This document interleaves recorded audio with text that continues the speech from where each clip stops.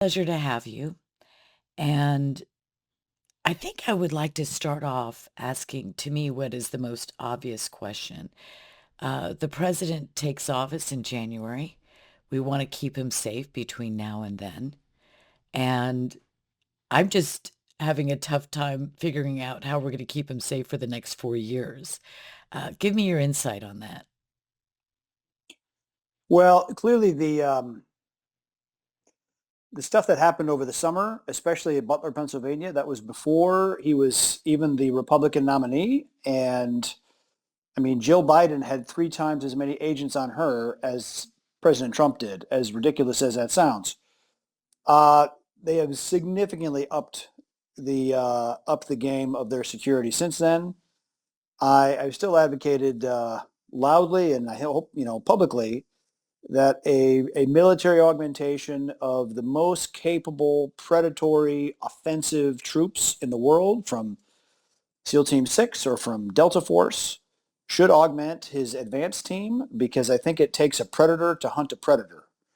And because if you're coming at it from a commando's perspective of figuring out how you're going to try to kill the president, it's much easier to block those avenues. And I worry that law enforcement tends to always be looking backwards, looking how to make a case, gathering evidence, instead of trying to find the chink in the armor. So that's my one concern. Certainly, drones and other automated warfare has greatly extended precision reach, and it's not a matter of 1,000 yards with a sniper rifle anymore. Now it's 15,000 yards with a drone. Right. You can't even see it coming unless you have the proper technology in place and you're implementing that.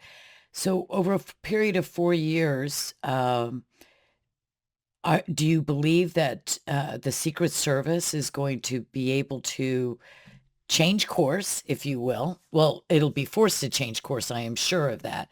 But do you believe that the president should have heightened security, more security than a Jill Biden or a President Biden right now, and more security than he had perhaps in his first term, and maybe different types and more of a variety in the forces that are used?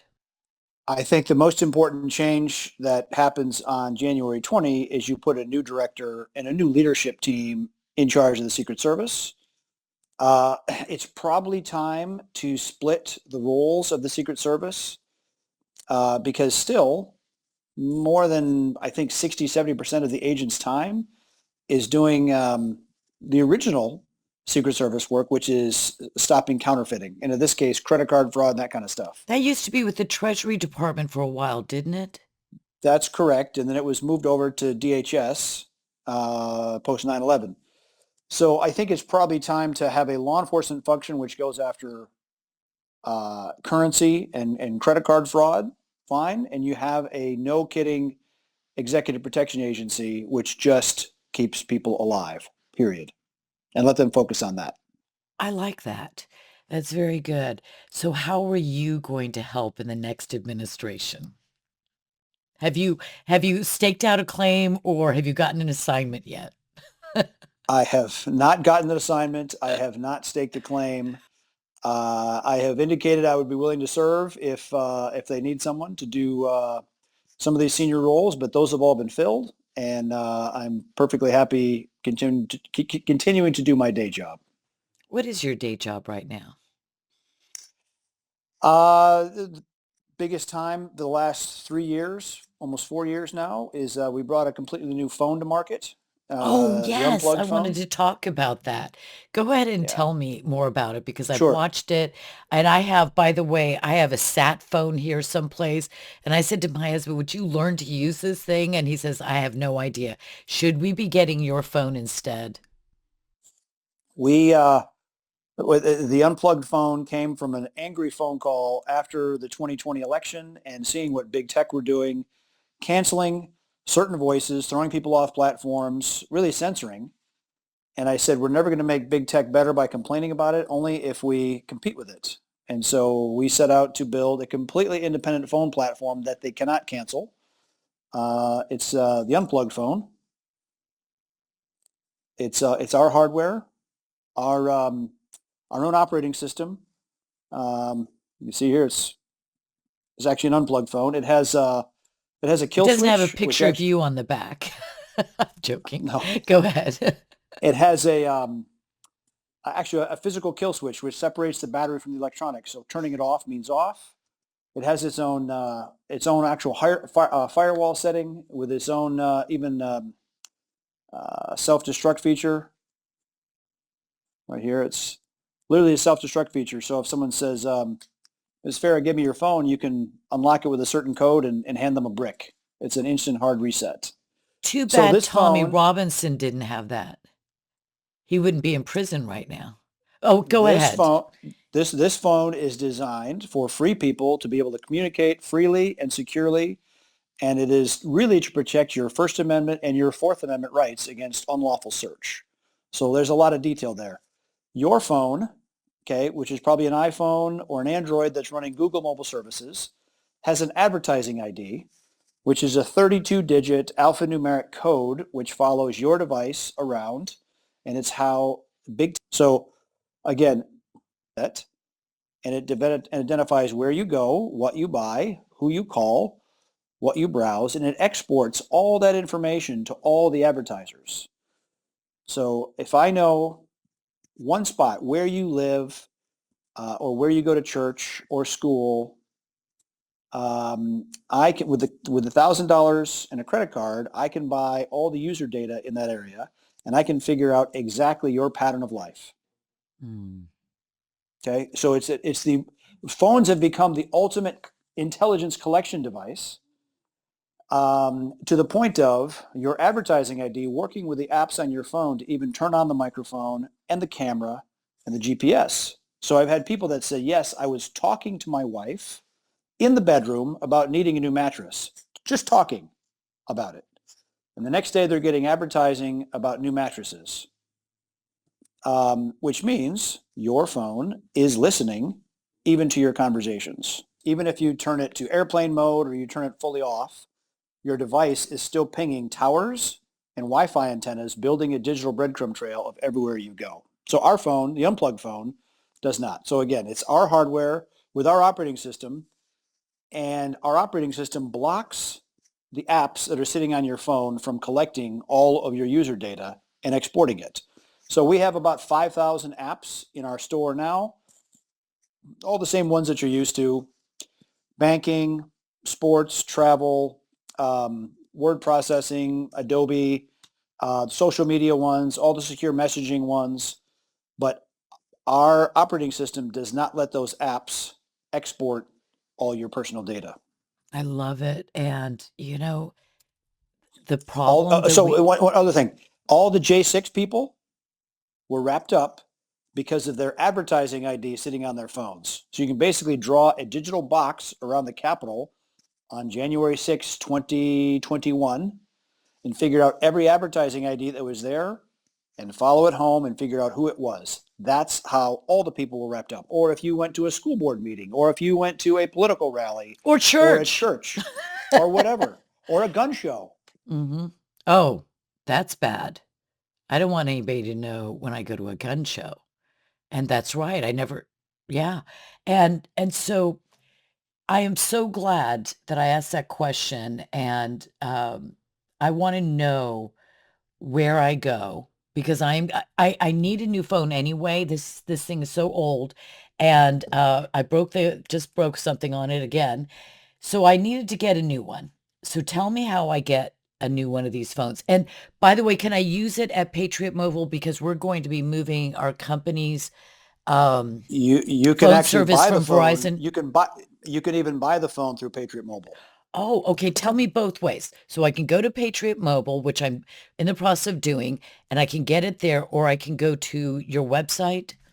Yes, you can order it at Patriot Mobile right now, and they'll sell you a data chip, the data SIM that runs in the phone, and then you can go to unplugged.com and order the phone there. It'll be to you in about 2 days. Okay, nobody ever likes to talk about money. I don't understand that at all.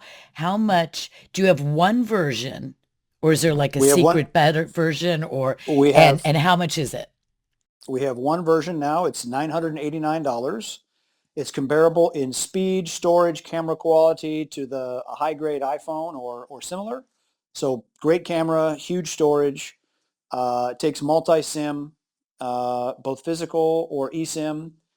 It's 2G up to 5G. So it's a very highly spec'd phone, but it doesn't collect and export all your data. And is there a good camera on it? I mean, doesn't have Really to good be camera. a really good camera. Yep. Great. Well, you've just, I'm literally, this is not a commercial. I did not plan this. I am totally sold. I am so glad that I asked that question because I was about to go get another iPhone because I had forgotten about you. And that's the problem. If anybody who's watching this, probably 500,000 of you, go out and get your phone today because we have to support innovators and freedom fighters and then also support ourselves in our own digital security and privacy. And that's a blessing. Bless you for doing this work and thank you for telling me about it. And the price, I will tell you this. I remember when I first heard about this phone and I was planning on doing something and I didn't get it done. And I remember pulling up an article where some liberal, I think, website was saying, this guy, Erik Prince, he doesn't have anything. There's nothing really secure about that. There's nothing very special about it. And I was laughing because I knew that they were lying. Our antennas are up. You can't thwart my antenna on things like this. But tell me, are they still lying about your phone? They, whoever they are. I don't remember the outlet. And what's the response that you have to that? Sure, there's certainly professional trolls that love to trash us, but serious people are engaged in using the phone, and it's been widely used all over the world. Our VPN is extremely capable. We have our own VPN, our own secure messenger device, our a messenger system, and our own antivirus, and those stack up against the very best in the world. So look, we have very serious tech team that have done this. Our CEO of the company is a former DARPA guy.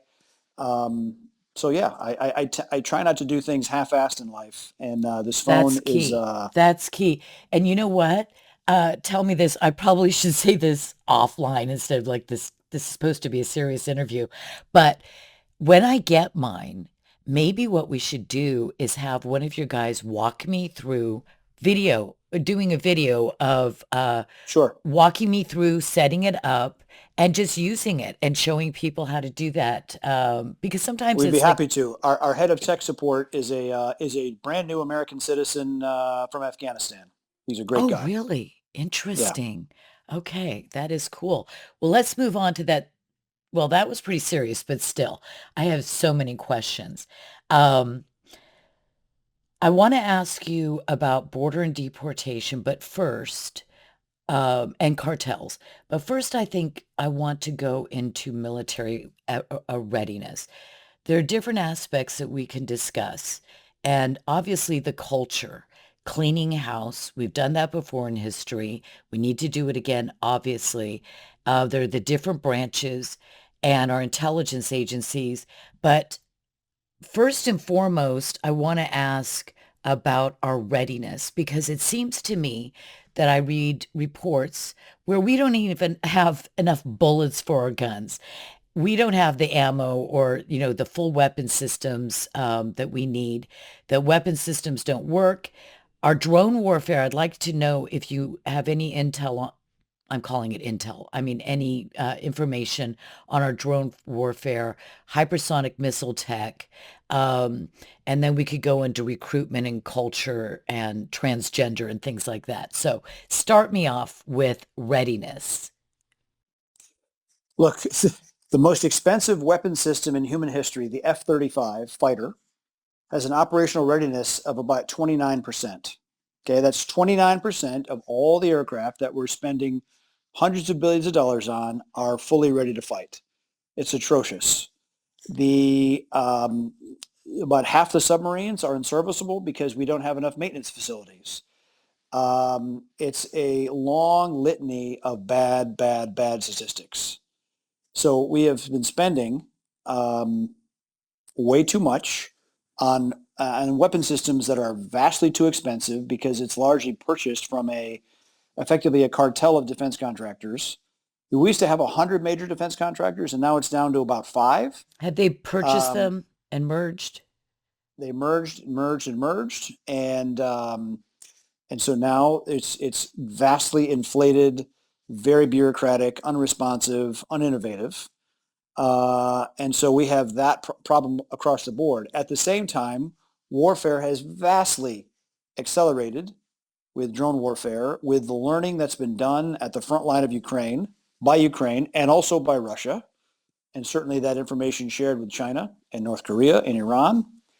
The, um, the idea of taking a small sporting drone with a charge the size of a beer can on the bottom, and now you can fly that thing many kilometers away and drive it into the side of a tank or into the back of a tank called the bustle, where it's extremely vulnerable. And so a $2,500 drone destroys a $2 million tank. It's a massive asymmetry in warfare. And really anything that can be located in today's battle can be targeted by lots and lots of precision missiles and drones and overwhelm the defenses of whatever you're trying to attack. And so our entire model of warfare is at high risk because an aircraft carrier, if you could, a new aircraft carrier costs like $12 billion. And if you can fire 30, 40, $50 million worth of missiles at it and take it out, it's a very uh, easy way for the enemy to win. So our military is massively in need of new leadership, of new procurement policies, and a revamped industrial base. And we need to go back to a manpower pool, a fighting pool that is focused on lethality and merit and away from diversity, equity, and inclusion. Um, the fact that we had zero accountability for any of the total failure that we experienced for 20 years in a global war on terror. Now let's just take a step and look at that. Between Iraq and Afghanistan, and all our entire defense budget for those years was anywhere from 500 to $800 billion a year for 20 years. And so you look at the size of our national debt and how much of that is actually that defense spending, for which we put all kinds of effort into Iraq, and Iraq is now pretty much a subjugated vassal state of Iran. Okay, the entire leadership of Iraq is approved in Tehran, not in Baghdad. In Afghanistan, well, everyone saw that. Everyone with a pulse could see that that was a total debacle and not the way a superpower in any way conducts itself. So, and no one was fired, not one officer. The only officer was one of the generals that was critical of Obama to Rolling Stone magazine, Stan McChrystal. And that's because he was critical to Obama, not for anything failed on the battlefield. So we have to return to a culture of accountability, of leadership from the front, and either quit because you realize you fail or be fired. And so the American people, Hegseth needs to be confirmed.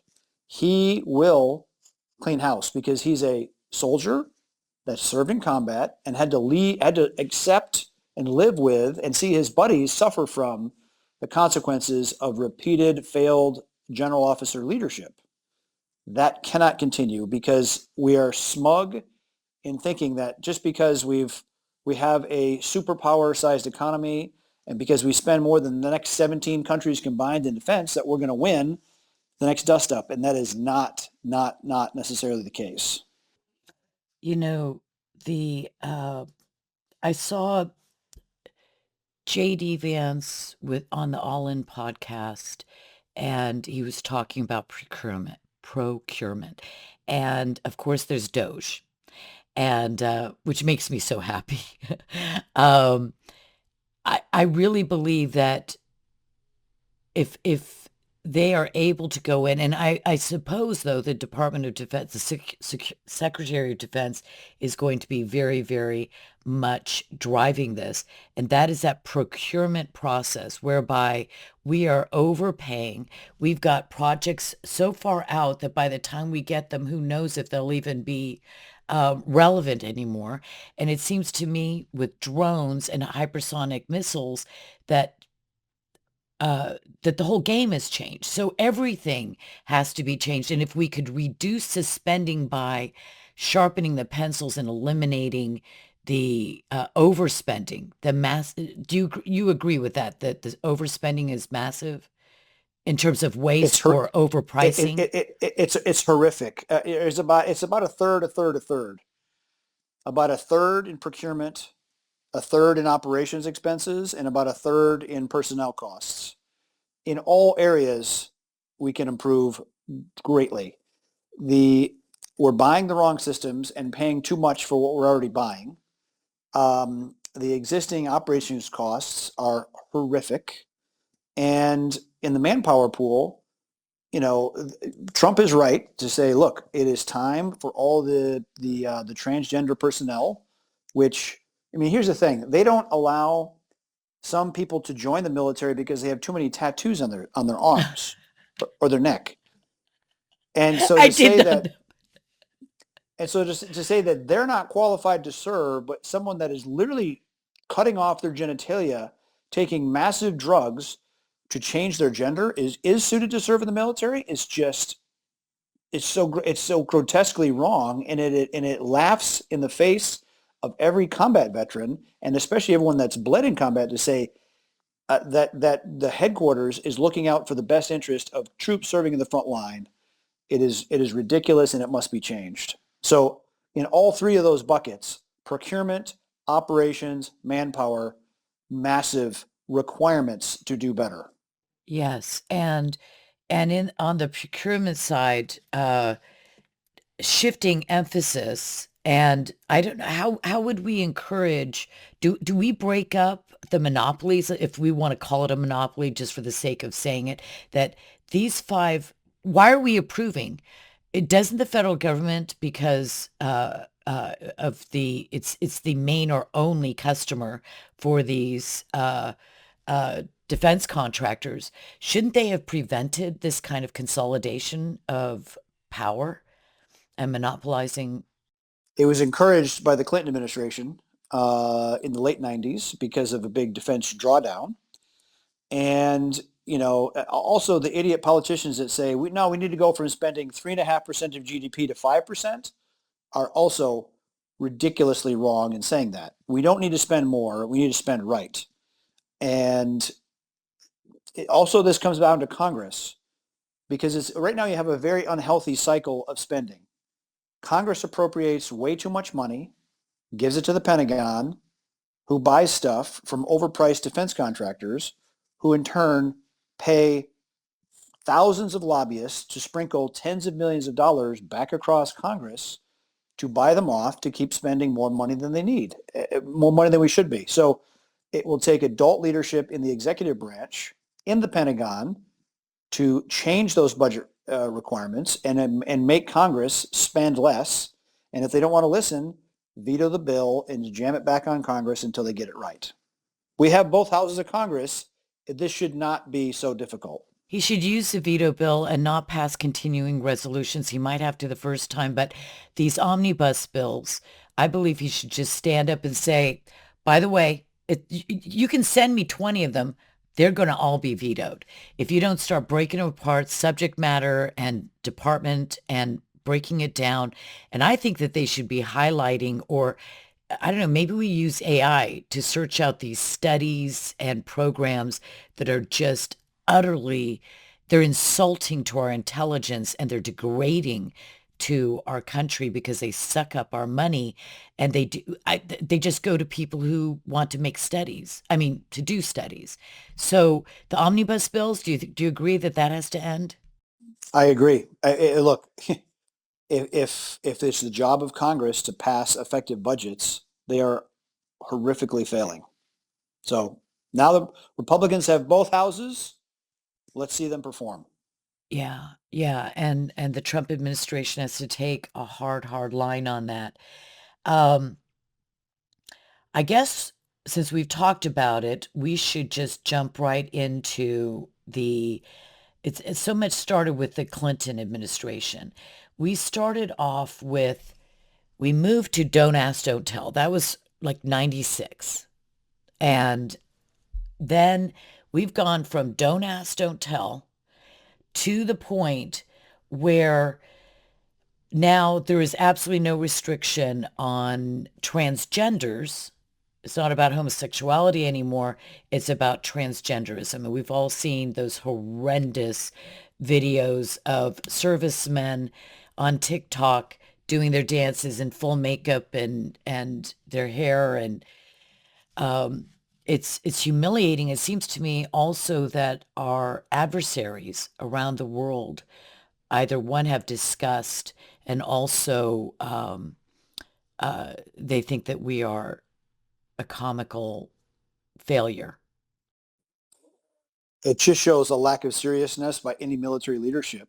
And, professional military bearing is still something you're supposed to learn when you go to boot camp or certainly when you go to officer school. And that kind of nonsense, allowing it to continue, is the antithesis of any kind of professional military bearing. The reason you wear a uniform is to be uniform.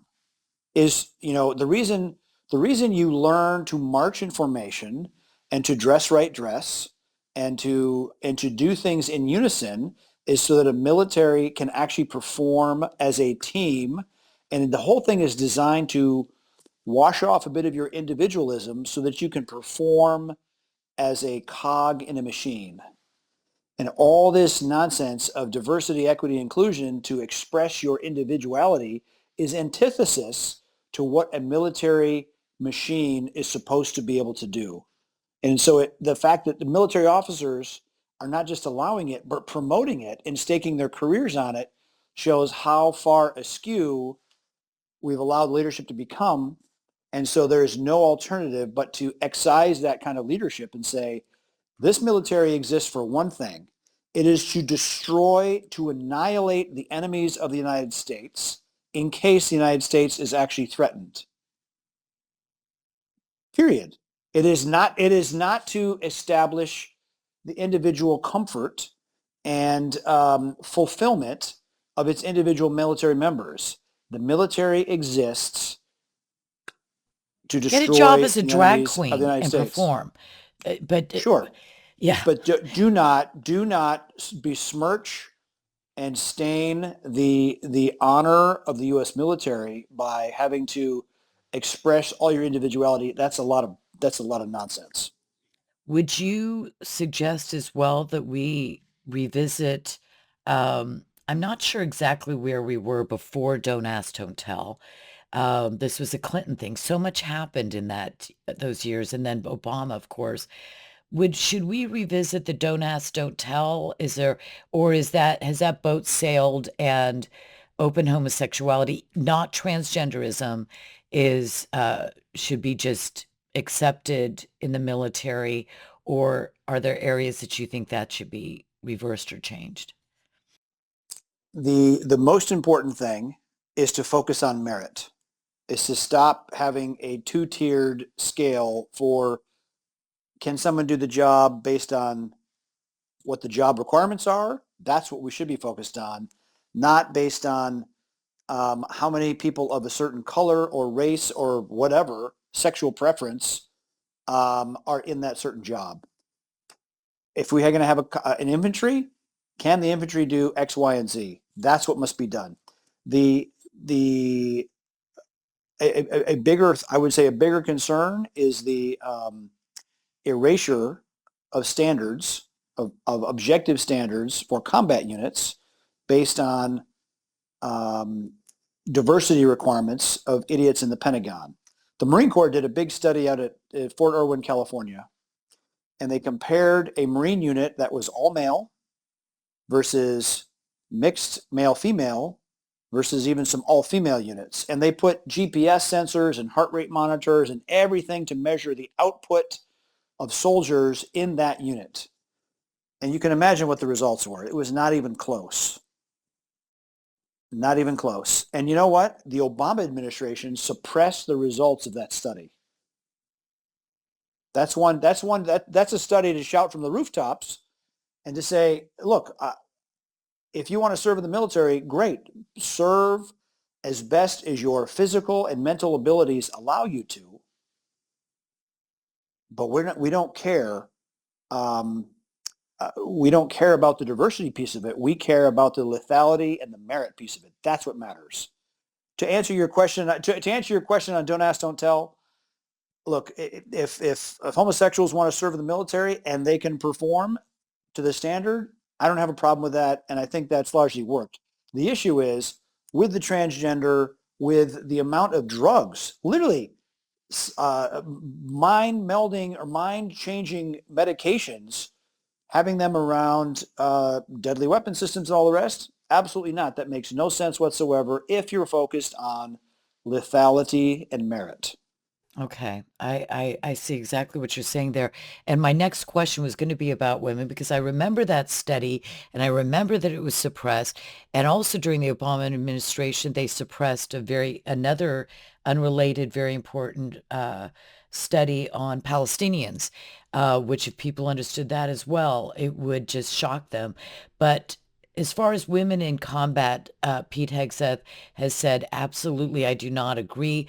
I'm with him. I can't even imagine why anybody other than an ideologue would want women on the front lines when it's such a lowering of the standard and, like you say, lethality of the unit. So he's Look, being attacked for that. if there's female combat pilots and they absolutely match or exceed the standard that is laid down, fine. Yes. I mean, there's even been girls, females that have been admitted to BUDS, to SEAL training. They haven't made it past the first couple of days, but they have a chance to try as long as the standard remains the same.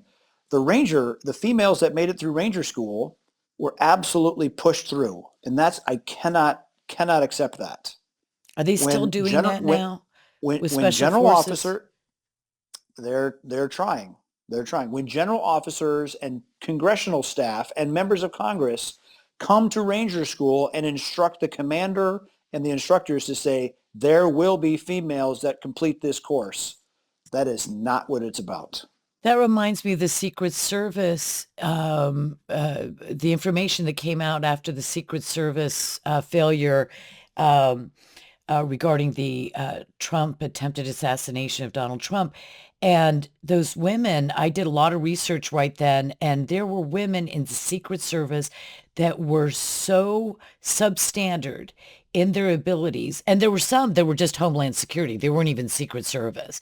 But the women could not keep up. And there were four, I counted, visibly seen at the Butler assassination attempt.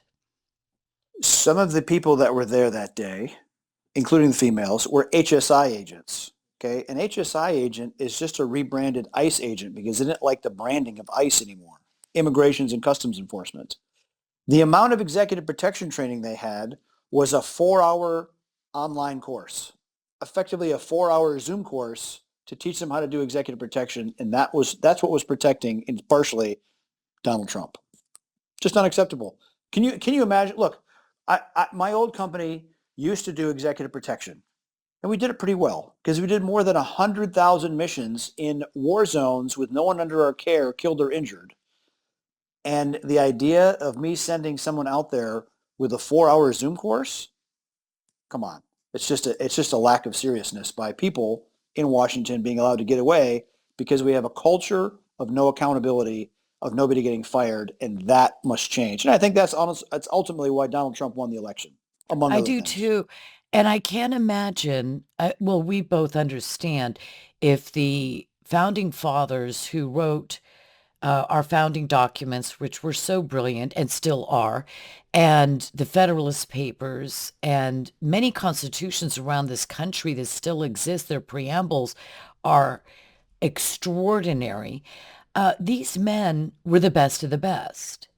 And we have always been a nation that it based itself, its success has been based on, of course, our legal structure, our foundational documents and our principles, but also excellence, which is part and parcel of that. And so this is why we're failing now. But can we reverse that decisively enough in 4 years? Yes, sure. And there's all kinds of precedent. Look, when George Marshall took over as chief of staff of the Army in September 1, 1939, the same day that the Nazis invaded Poland, he went to work and gutted and fired many, many generals and colonels who were decent people, but they were prepared to fight the last war, not World War II. Not, yeah, exactly. They wanted to fight trench warfare in a very static basis, and avoiding really aircraft use and maneuver warfare of tanks and on and on. We have never cleaned house before when the war on terror started. Remember, because the generals that finished World War II for America were not the ones in charge when we started. There was a massive turnover. We have not done that during the GWAT. In fact, like I said, only one was fired. Nobody was fired for the debacle. We went through 19 different commanders in Afghanistan, all of them promoted, all of them fully retired. No one ever questioning, hey, what did you do as a steward of our young people, our best and brightest serving in combat, and the hundreds of billions of dollars each of them were responsible for? No one's been held to account for that. That must change. You know, I was thinking about this. I ran this past my husband. Um, to me, the leadership in the military is so abysmal, and it's humiliating. Afghanistan, I wept that day because of the inner humiliation I felt for my nation. And I said, you know, Erik Prince, he is a very innovative, creative man.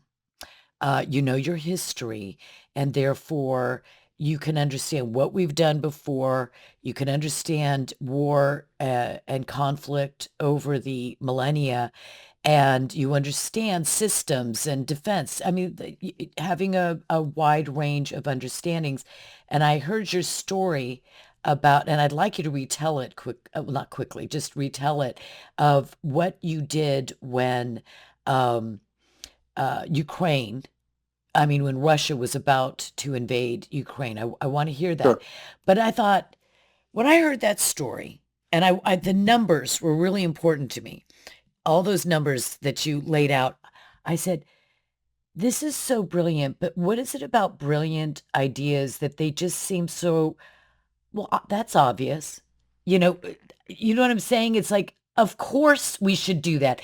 But I said, I want to ask Erik, if we put him in the Defense Department, would he become like them? Because he's brilliant and creative and innovative and successful, and he's going to, or in the current culture, or is it that the people that they've brought there has destroyed it? Who has destroyed what? Does it destroy good people as well as elevate bad people? And then tell me your story. I think a quote from Bill Donovan, the founder of the OSS, is apt here. Right. So Bill Donovan was a two-star general, received the Medal of Honor for valiant action during World War I in very conventional combat, and he was the founder of the OSS, the Office of Strategic Service, the most unconventional warfare piece, right, and became later the CIA.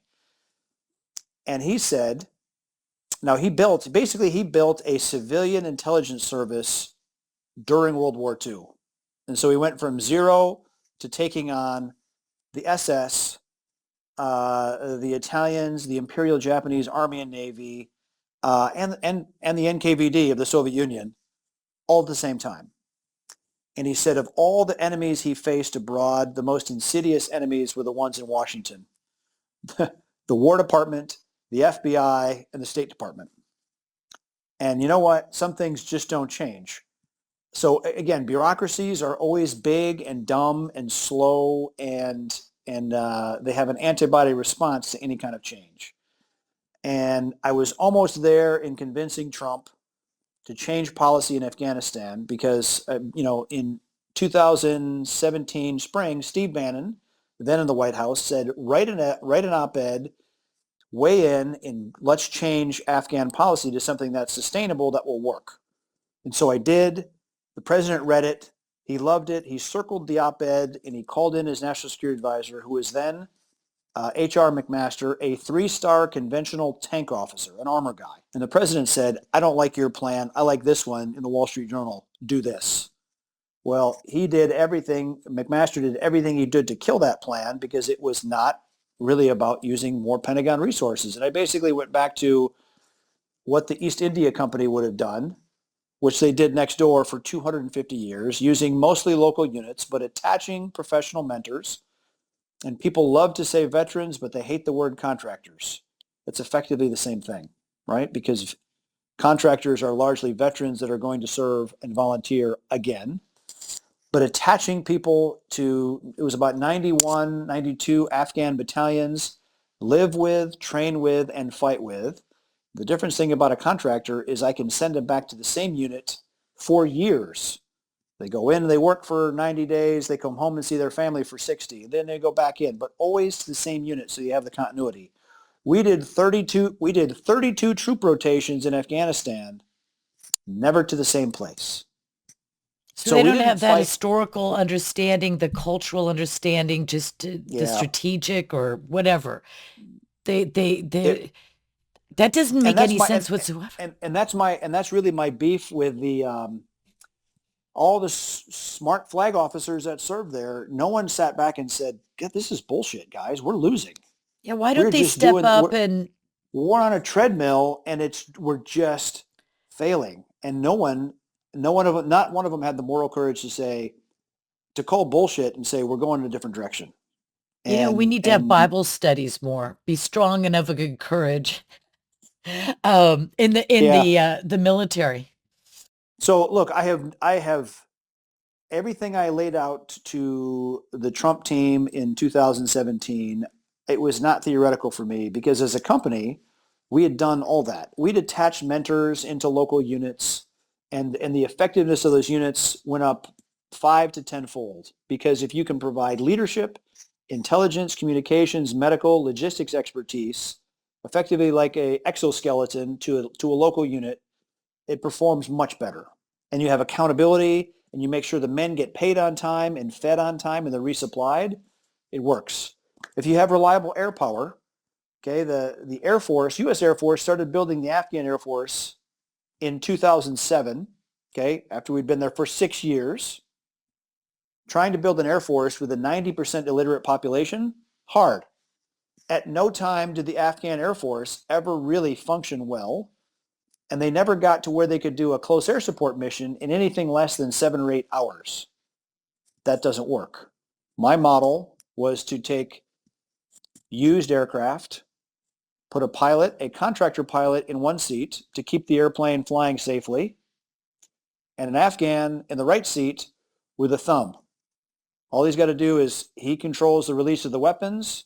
It's an Afghan releasing weapons. It's not a contractor.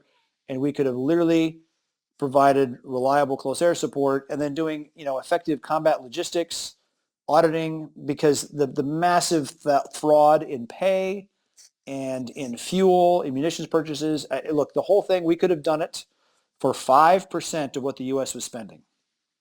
That's literally what I quoted. And now Congress appropriated enough to pay for our kind of program 4 times in what they spent in Afghan refugee resettlement. So it's just, the whole thing is just disgusting. It's You asked about perverse.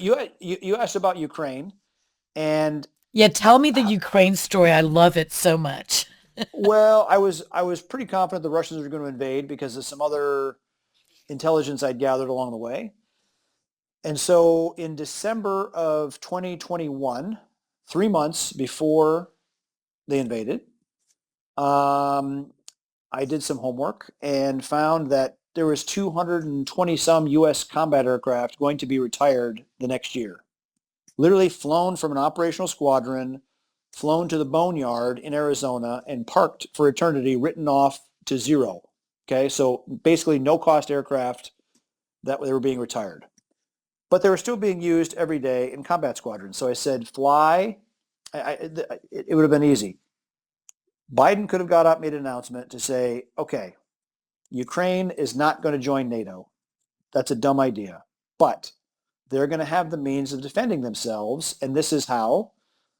And there was 50 F-15s, 50 F-16s, and 42 A-10s. Now, the A-10 is the most effective tank-killing aircraft the world has ever seen. And the U.S. could have donated all those aircraft to Ukraine.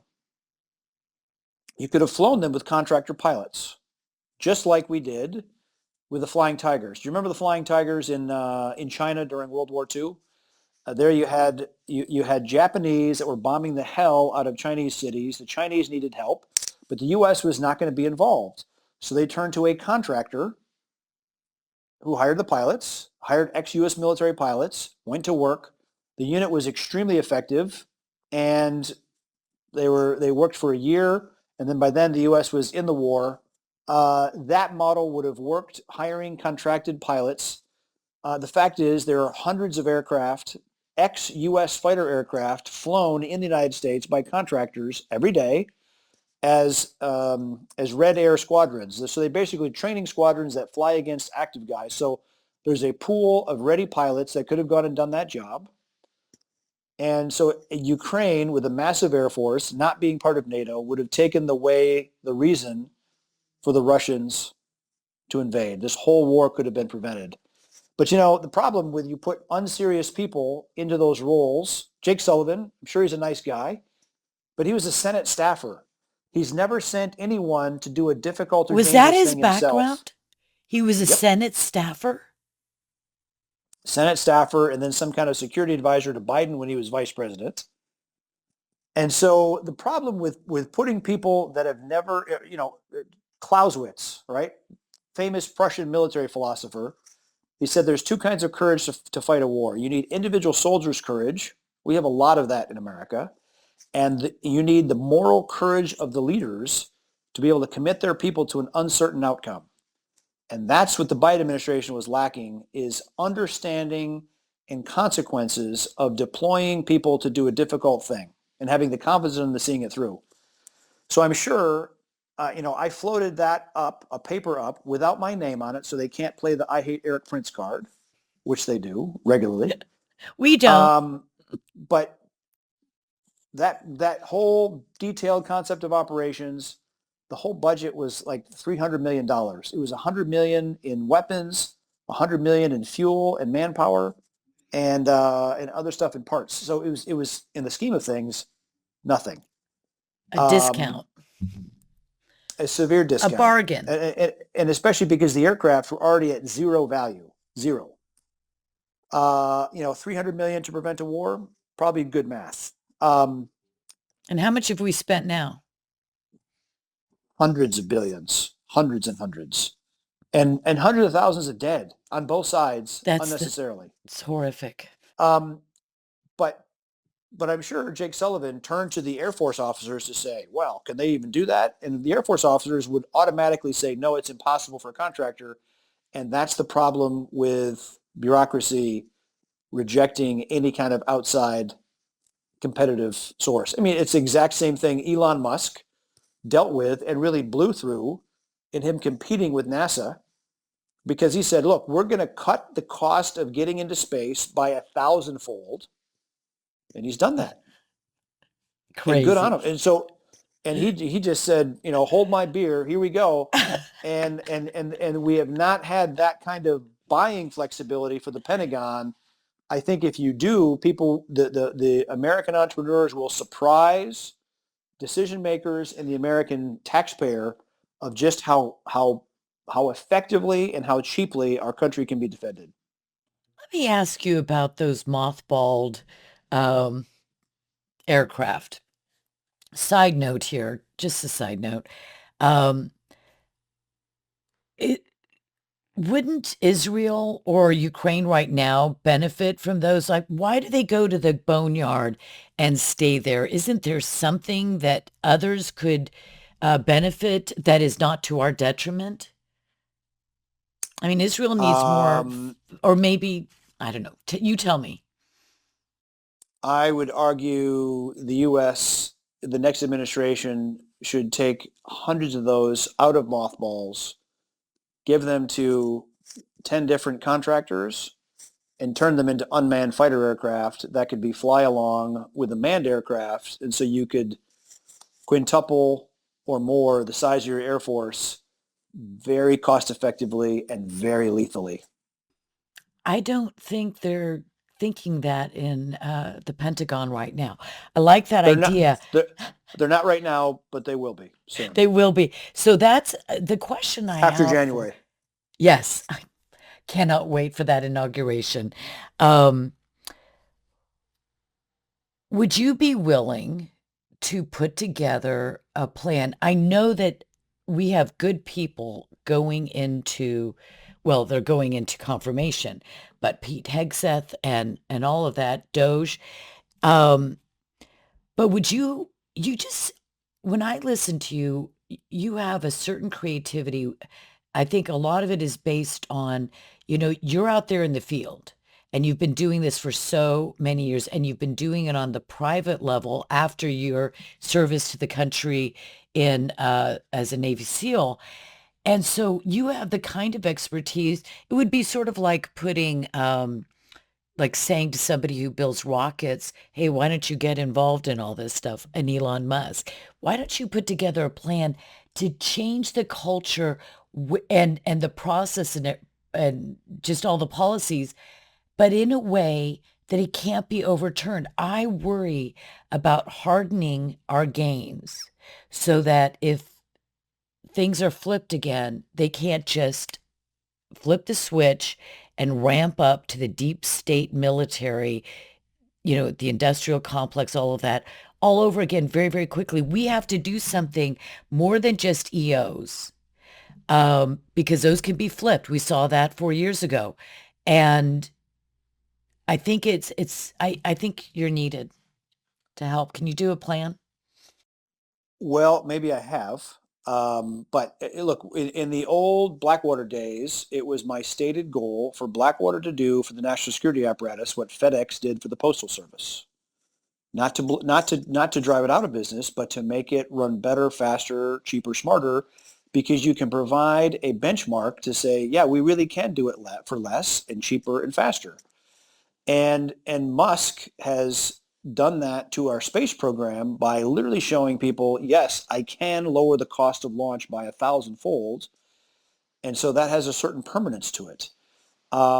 If you take the choke collar off of defense innovators and allow the private sector to solve some of these problems, it is much harder for the bureaucracy to jam that capability back into a bottle. And so there are a lot of troubled areas around the world that are craving actual stability and private sector solutions, because I think in 20 odd years of global war on terror, we have not done a very good job of putting those fires out at all. And that is ahistorical in the sense that usually um, if you allow effective people to solve those problems, they will put the fire out, dead out. When I put it in terms of a fire, because when I was in college, I was a fireman, and we didn't go to a fire to put water on it for 10 hours, hoping it to go out and to manage the fire. No, we went to put the damn fire out, That's a and great. that's so again, no place for half measures. Finishing the job, solving the problem, having total victory, the decisiveness of clear victory, achievement, and success is is is completely absent. And the American people, if I'm any indicator of their thinking, are sick of it. We're sick of half won or half lost wars. We're sick of overpaying and under receiving. We're sick of failure. And we watch, when we watched as 10, 15, 20 No, million and more it's illegals worse. come into our country. Yeah, you're right. When the government says, well, the border's secure and there's nothing we can do about it, no, there is something you can do about it. And the people that should be the angriest and are the veterans who went and served, who lost friends, health, mental health, eyesight, limbs, to have it all just forgotten, blown, and pissed away by really crappy politicians, to say that it's just it's unacceptable, and it must not be allowed to continue. Perfect segue for my section on drug cartels, trafficking, deportation of illegal aliens. So I think that people have a slight misunderstanding of posse comitatus. In 1981, Congress passed a law allowing the military to work with law enforcement. And my question to you is, should we be using military, special forces, National Guard, and private security to address the deportation and or the drug cartels? And well, there's such different questions, but you just take it from where you want to. Posse comitatus applies to using U.S. forces inside the United States. I don't think that's necessary at all. Perhaps at a state level, National Guard, if a governor has too many detainees and he needs to hold them temporarily for like days or a week until the people can be deported, that's one thing. You do not need to use active duty U.S. forces in any role inside the United States. It's a bad look and unnecessary.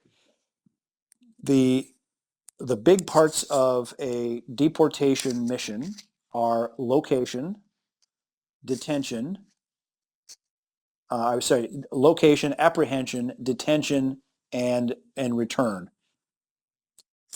The location can be done. There's an enormous amount of commercially available intel. We talked about that in the previous segment, talking about phone data.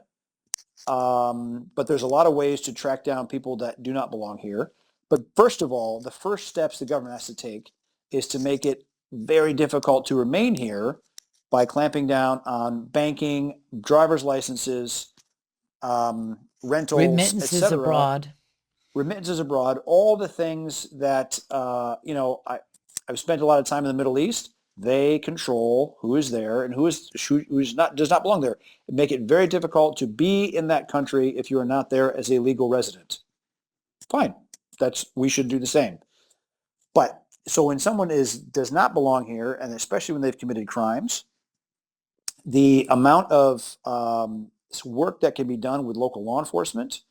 If you think about sheriffs are elected. They're generally the most sane in law enforcement because they're the closest to the people that elected them, and so they will do a huge amount of the work of location and detention.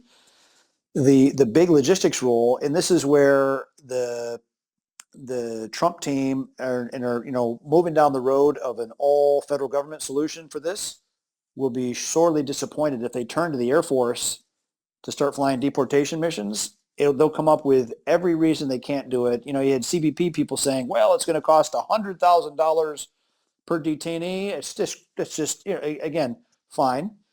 Let them put down what their price is and then come to the private sector and say, all right, guys, how much can you do it for?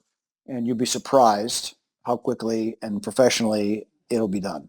Why can't we bus a huge number of them back? Buses and trains, because frankly, maybe not all the way down to South America, but I just I have this vision of buses just leaving the country, just saying, here, you've got a free ticket, bring all your kids, you know, wouldn't that help too? Because there's going to be a lot of self-deportation.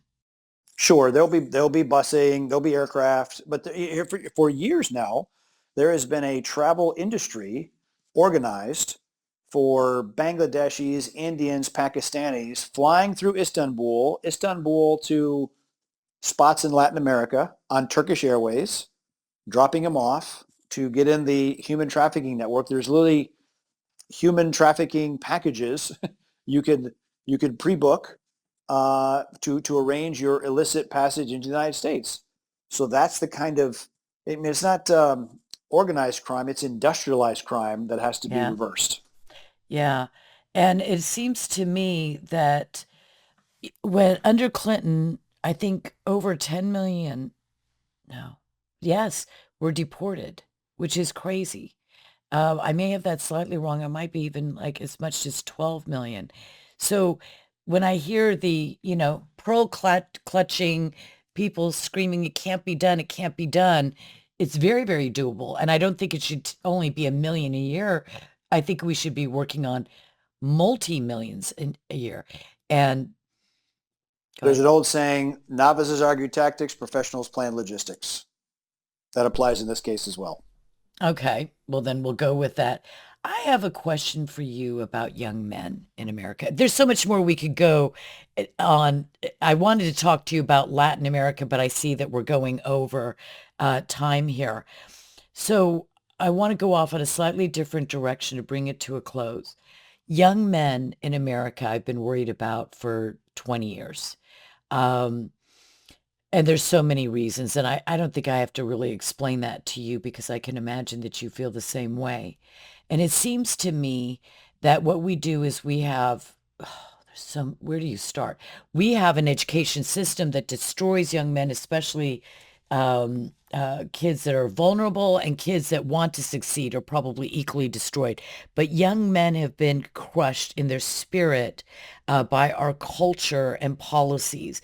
And what I was thinking about is this, nothing new, but why wouldn't we want to establish, like the Israelis? Obviously, theirs is a much smaller system. And I understand why people are against the draft, but that's to go and take them into hot zones and to be killed, potentially. But not a public service or a namby-pamby thing where they go in and, I don't know, go into cultural centers and make crafts. But I mean a real military system. When Israel was attacked, some people, including my own greatest fear was, will the younger generation be able to rise to it? They've been brilliant, but it's a cultural thing. The entire culture, virtually everyone has been in the military. They share that, but it's got to teach patriotism. They could learn the history of warfare and conflict and the founding uh, documents. I don't know what you go through to be in that kind of a program for a 2-year program. What would be wrong with that? Educating and preparing and giving them a patriotic and a brotherhood, the brotherhood that would come from it, and sisterhood. Sure, that's exactly what the United States Marine Corps does every day. Look at how Marines, they never say you're a former Marine, you are a Marine. And they're the one branch that has not had a recruiting problem because it's not, hey, join up and we'll pay for college and it'll be cool. No, maybe if you're good enough, you can be one of us. That's the Marine Corps model. And you join up for the Marine Corps to be a warrior. Every Marine a rifleman. Everybody that goes through boot camp is fully qualified and expected to be lethal with their rifle, right? The most dangerous weapon on the planet is a Marine and his rifle. They inculcate that into their troopers and it works. And the rest of the military has lost that, with the exception of the special operations community. But that kind of program across the rest of society, whether it's a state guard or a national guard type program where you did a serious 6 months or a year program, Oh, 6 months or a year would what, what, start. Why not start what, with that? but I'm not in favor of a draft because then you literally drag down the military to the lowest common denominators of society. We have a pretty low common denominator right now. 70% of the American youth, 18 to 24, are too fat, too drugged, criminal minded, or medicated to even they're too have too many problems to even qualify to apply. So look, but the fact is, I was just at a Special Forces graduation last June. It was really encouraging because there was 220 some studs. They knew exactly what they were doing. They knew who they were. They knew which bathroom to use, and they were all steely-eyed warriors. And it was exactly what it's supposed to be. So that remnant is still very much there in society, The problem is you have the TikTok generation that amplifies idiots that are trying to show themselves and their individuality by being on the extreme bell curve of idiocy, I guess. Right. And so are you saying that I agree with you about the draft because I think that the quality level plummets with the draft. But what about 2 years of military service or 1 or 6 months or whatever for everyone who, essentially make that, is that a draft? Even though you're not That's a going to draft. go into, that's a draft. That's a Okay. draft. Even if you're not going to go into war. No, no. Okay. Look, pre 1973, we had a draft where lots of people were called up to serve, even if they were not actually going off to war. Um, there is a way to, I guess, strengthen society, strengthen boyhood and manhood. You could do it for girls too if you wanted to. There's lots of, uh, I would say, a much improved Boy Scout program that some of my friends developed. And let's just say the training is so cool that they put on for the kids that the dads come because it's that good. Oh, wow. Okay. All right. So fine. Tell me this. So What do look, you, so uh-huh. look, that kind of stuff is available to parents if they're looking for it, but also the dads have to get off their ass and get off the couch and stop watching football and go do stuff that is difficult and uncomfortable. And I think it's very important. I think in America we suffer from affluenza. There's been so much money and so much comfort that nobody likes to embrace the suck